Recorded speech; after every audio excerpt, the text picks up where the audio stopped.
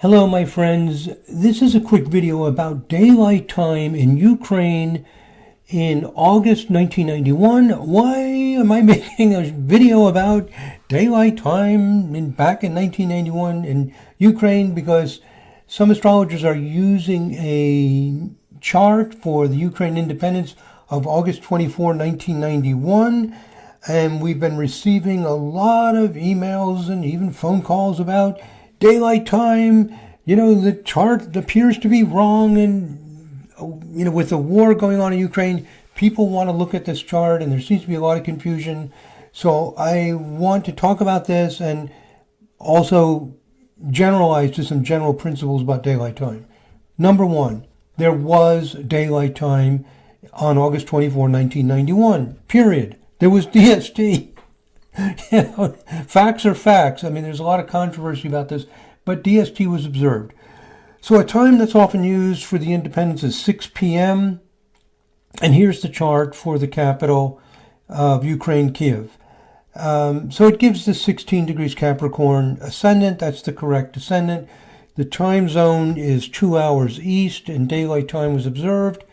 So that means the Greenwich Mean Time is 3 hours before the birth time, or in other words, 3 p.m.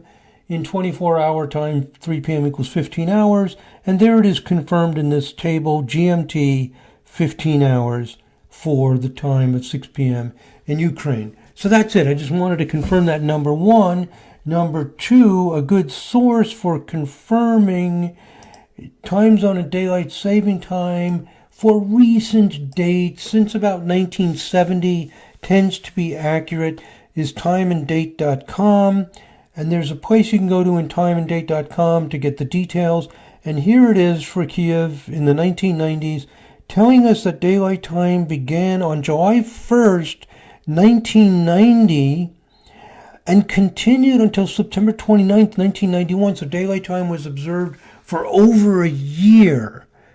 Wow. So that's unusual. Usually daylight time is only during the summer, but it was for over a year. And in this table, they make it clear that this started a 3-hour time difference from Greenwich Mean Time.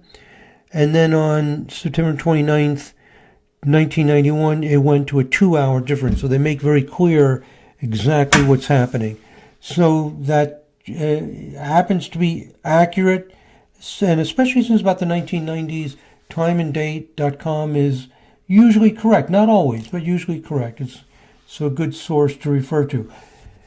So there it is. And also, one other thing, if your software is not giving the correct information, let the manufacturer of the software know. Like with Cosmic Patterns software, we make the Sirius software and the Kepler software. If we find something that's not right with daylight time, we fix it typically within 1 day.